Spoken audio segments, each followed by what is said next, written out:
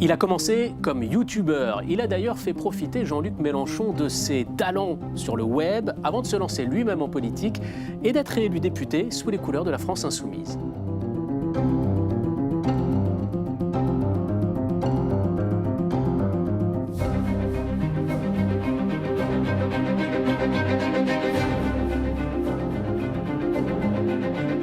Bonjour Antoine Léaumont. Bonjour. Alors en quelques années, Jean-Luc Mélenchon est devenu la personnalité politique la plus suivie sur YouTube. Il a 2 600 000 abonnés sur Twitter, 2 100 000 sur TikTok. Est-ce qu'on peut dire que c'est au moins en partie grâce à vous ? Oui, en partie parce que... C'était votre rôle. C'était mon rôle, c'est vrai, de construire une équipe et depuis maintenant de nombreuses années. Et je pense que ce que j'ai su faire, c'est trouver les gens qui savaient faire, parce que moi, je maîtrisais une partie des choses, mais voilà. Et surtout, Jean-Luc Mélenchon, c'est quelqu'un qui a de l'appétence pour ça. Il aime beaucoup trouver des manières de faire passer son discours politique. Et je pense que la force de ses réseaux sociaux, ça tient au fait qu'il essaye de faire passer un message politique, un message programmatique, et il n'essaye pas de faire de la com'. Alors, il y a un peu de la com' des fois. Quand même, mais on va en parler de ça. Il essaye de faire passer un message politique et je pense que ça dit aussi beaucoup des raisons pour lesquelles l'attachement à Jean-Luc Mélenchon en tant que personne est d'abord un attachement à des idées, à un programme, parce que c'est par les réseaux sociaux qu'il a réussi à faire passer ça. Alors on va parler plus en longueur dans un instant de votre rôle aux côtés de Jean-Luc Mélenchon, mais d'abord j'aimerais qu'on écoute la façon dont il parle lui-même de TikTok et vous allez me dire vous-même ce que vous en pensez. Je me téléporte. Le 10 avril, on vote.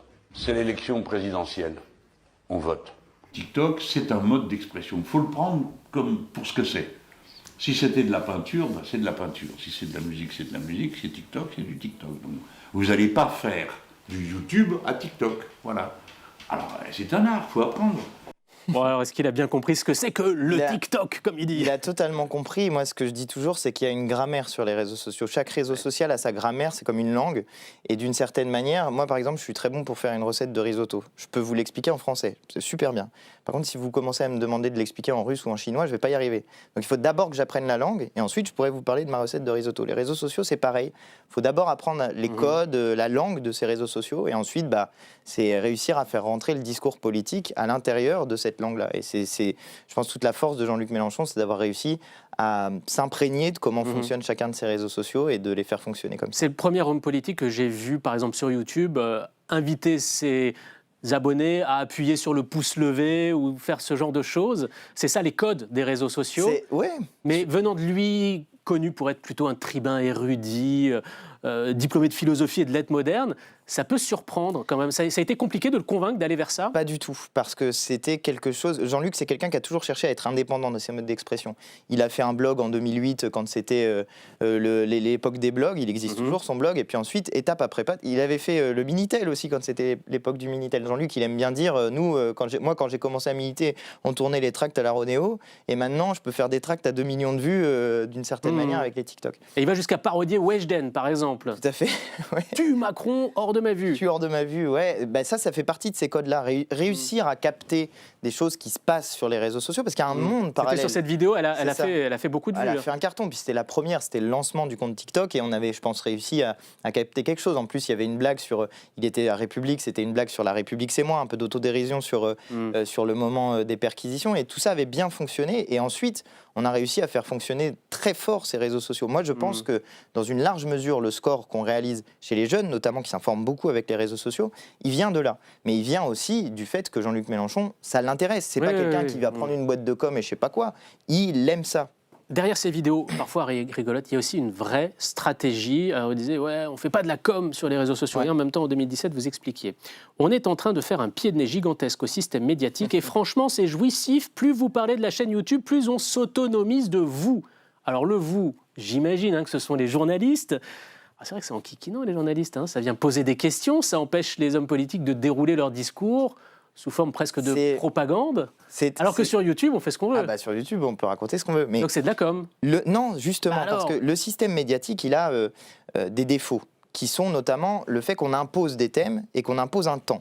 Et les réseaux sociaux, ce qu'ils permettent de faire, c'est de s'extraire de ça. Par exemple, parler de la 6ème République dans une matinale France Inter de 8 minutes, dans laquelle il y a par ailleurs une question sur l'immigration, sur l'insécurité, sur je sais pas quoi, c'est compliqué. Mais par contre, si vous faites une vidéo de YouTube, vous pouvez faire 30 minutes sur la 6ème République, comment ça se passe. Et ça permet d'expliquer, c'est ça qu'on recherche. Nous. On va parler un peu de votre parcours politique, si vous voulez bien, parce que j'ai découvert qu'avant d'être mélenchoniste, vous avez été bayrouiste sur la campagne présidentielle de 2007. Vous aviez presque 18 ans.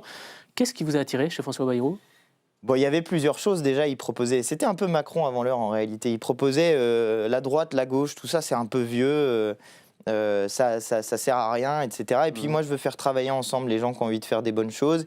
Et puis, il parlait d'une 6ème République. Alors, c'était une 6ème République présidentielle. Et maintenant, moi, je me suis mis à distance de ça. Mais il y avait un certain nombre de choses. Et y compris sur les médias, il y avait eu une intervention de François Bayrou assez marquante dans laquelle il avait dit à Claire Chazal, mais vous, de toute façon, votre média, c'est Bouygues. Et Bouygues, c'est l'ami de Nicolas Sarkozy. Donc, comment voulez-vous être Vous avez vu en François Bayrou le candidat anti-système ?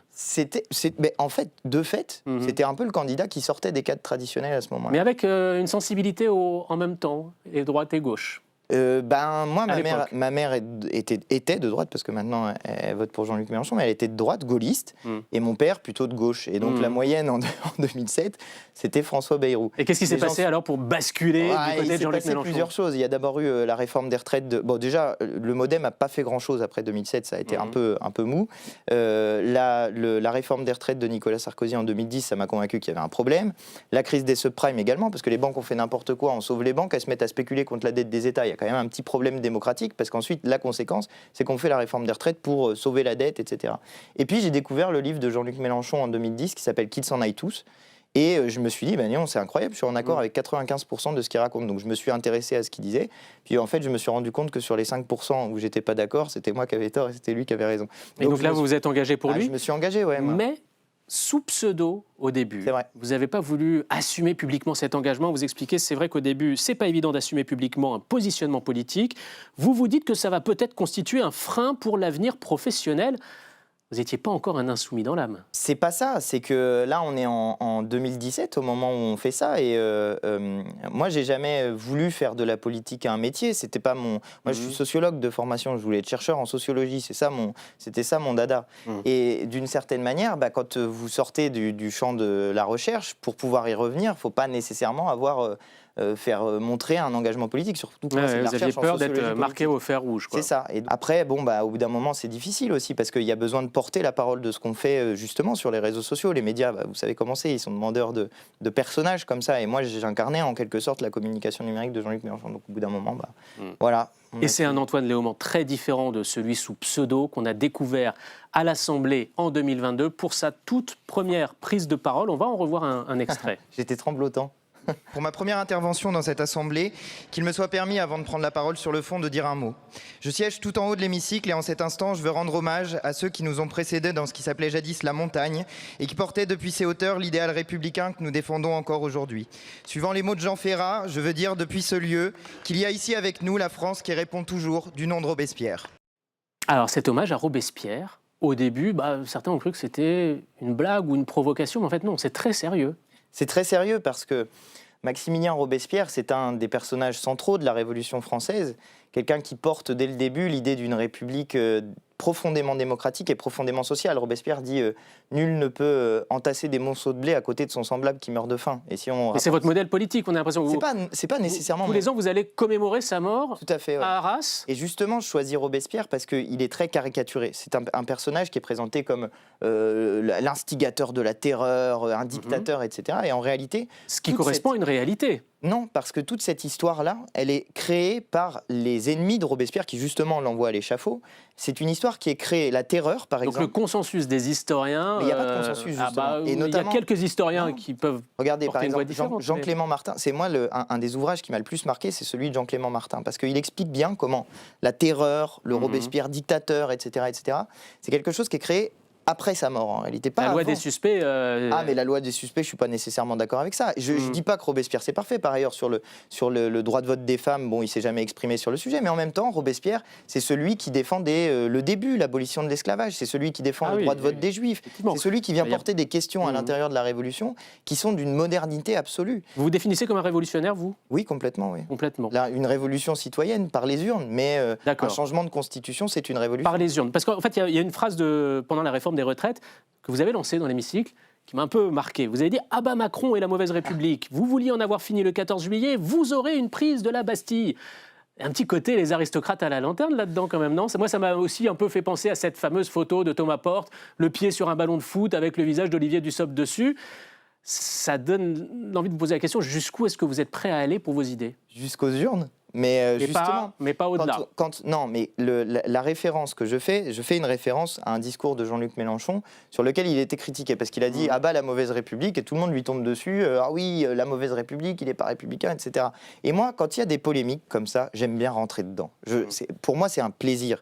La bataille politique, convaincre les gens sur des idées. Mais enfin, les mots, ils peuvent être perçus par les gens différemment. Et bah justement, ce que vous avez dit, ça peut être perçu comme un appellement, un soulèvement par les armes. Eh ben, c'est qu'on m'aura mal compris, parce que jamais j'appelle à la violence. Et justement, quand je dis « vous aurez votre prise de la Bastille », je parle de faire une manifestation place de la Bastille. Ah, d'accord. Et je trouve que... Mais non, mais parce que c'est quand même... Ouais. J'aime bien les mots, j'ai une formation de littéraire en plus de sociologue, et moi j'aime bien choisir les mots. Et venir sur cette idée de, tiens, la Bastille, faire une manifestation, etc., le 14 juillet, pour moi le 14 juillet c'est une date qui est centrale dans notre histoire. Et justement, je célèbre tous les 14 juillet, je fais des fêtes de la Révolution dans ma circonscription. Tout le monde, au début, pensait que j'étais complètement barré avec mes histoires. Et en fait, je viens raconter une histoire nationale qui est une histoire révolutionnaire. Parce que c'est ça l'histoire de notre pays. La cocarde que vous me voyez porter là, c'est le symbole de notre drapeau. Il vient de la Révolution. Notre drapeau est un drapeau révolutionnaire. La Marseillaise est un chant révolutionnaire. La devise liberté, égalité, fraternité, c'est Robespierre qui l'a inventé. Donc vous voyez, l'histoire de notre pays moderne tel qu'il est aujourd'hui, il vient de la Révolution et j'essaye de porter ce message-là. On va terminer l'émission par notre quiz, qui est désormais traditionnel. Je vous explique le principe. Il faut que vous complétiez les phrases que je vais vous proposer. On y va. Avec mon physique d'enfant de cœur, les gens pensent que je suis de droite. Ça vous arrive? Oui, ça m'arrive. La méprise. Non, mais il y avait beaucoup de gens qui pensaient ça au début, ou qui disaient quand même, il vient de Bayrou, etc. Il est un peu chelou. Mais en réalité, non, mon engagement est profondément à gauche et on ne peut pas être révolutionnaire et de droite, ou alors c'est une révolution nationale qui n'est vraiment pas ma tasse de thé. Jean-Luc et moi, c'est une histoire d'abord de camaraderie et désormais, je pense, une amitié solide et sincère. Et pour moi, ça reste l'homme politique marquant du début de ce 21e siècle. Sans doute celui qui a permis que la gauche en France ne soit pas réduite en poussière comme elle l'a été dans d'autres pays. Enfin, quand je vois que Louis Boyard fait plus de vues que moi sur TikTok... Je le félicite, parce que je l'adore. Ouais, vraiment. Il n'y a pas de jalousie. Louis, ah non, jamais. Louis, vous voyez, voilà, vous avez trouvé la photo. Non, Louis, c'est un ami, pareil, je ne le connaissais pas, lui, avant de devenir député. Et désormais... on s'entend comme larron en foire avec Louis, donc vraiment c'est un excellent ami et quelqu'un qui, je trouve, fait un travail magnifique justement sur les réseaux sociaux pour convaincre la jeunesse. Et vraiment, Louis, si tu nous écoutes, félicitations. Merci Antoine Léaumont d'être venu dans La Politique et moi. Merci à vous pour l'invitation.